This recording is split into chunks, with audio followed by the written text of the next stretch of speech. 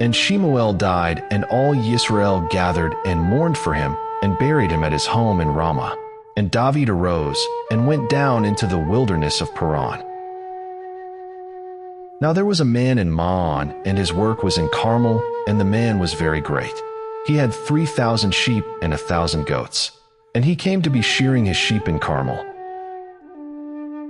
And the name of the man was Nabal, and the name of his wife Abigail. And she was a woman of good understanding and good looking. But the man was hard and evil in his doings. And he was of Caleb. And David heard in the wilderness that Nabal was shearing his sheep. And David sent 10 young men, and David said to the young men, Go up to Carmel, and you shall come to Nabal, and greet him in my name. And say this, Long life and peace to you, and peace to your house, and peace to all that you have. Now, I have heard that you have shearers. Your shepherds have been with us. We did not put them to shame, and not a speck of theirs was missing all the days they were in Carmel. Ask your young men, and let them inform you. So let my young men find favor in your eyes, for we come on a good day. Please give whatever comes to your hand to your servants, and to your son David. The young men of David came and spoke to Nabal according to all these words, in the name of David, and waited. But Nabal answered the servants of David and said, Who is David, and who is the son of Ishai? The servants who are running away from their masters have become many nowadays. And shall I take my bread and my water and my meat that I have slaughtered for my shearers, and give it to men coming from who knows where? And the young men of David turned around on their way, and went back and came and reported to him all these words. And David said to his men, Each one gird on his sword. So they each girded on his sword, and David also girded on his sword. And about 400 men went with David, and 200 remained with the baggage. And one of the young men informed Abigail, the wife of Nabal, saying, See, David have sent messengers from the wilderness to greet our master, but he scoffed at them. But the men were very good to us, and did not put us to shame, nor did we miss any item all the days we accompanied them, when we were in the fields. They were a wall to us both by night and day, all the days we were with them tending the sheep. And now, know and see what you should do, for evil has been resolved against our master and against all his household, and he is too much of a son of Belial to speak to. Then Abigail made haste, and took 200 loaves and 2 skins of wine, and 5 sheep made ready, 5 measures of roasted grain, and 100 clusters of raisins, and 200 cakes of figs, and loaded them on donkeys. And she said to her servants, Pass over before me. See, I am coming after you. But she did not inform her husband Nabal. And it came to be, as she rode on the donkey, that she went down under cover of the hill, and there were David and his men coming down toward her, and she met them. And David had said, Only in vain have I protected all that this one has in the wilderness, so that not a speck was missing of all that belongs to him, and he has repaid me evil for good. Let Elohim do so and more also to the enemies of David, if I leave one male of all who belongs to him by morning light. And Abigail saw David, and she hastened to come down from the donkey, and fell on her face before David, and bowed down to the ground,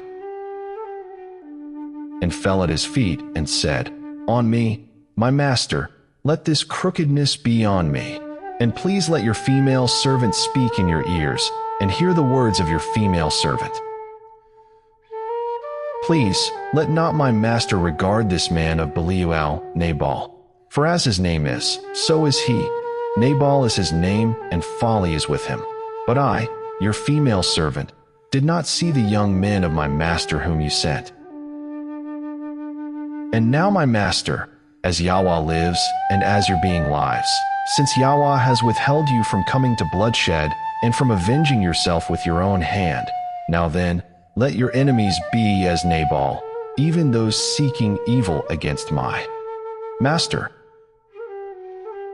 And now this present which your female servant has brought to my master, let it be given to the young men who follow my master.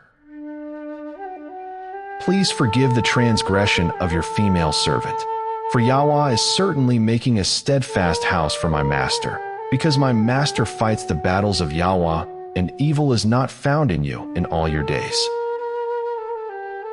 And if a man rises to pursue you and seek your life, and the life of my master has been bound in the bundle of the living with Yahweh your Elohim, then the lives of your enemies he shall sling out, as from the pocket of a sling. And it shall be, when Yahweh has done for my master according to all the good that he has spoken concerning you, and has appointed you ruler over Yisrael.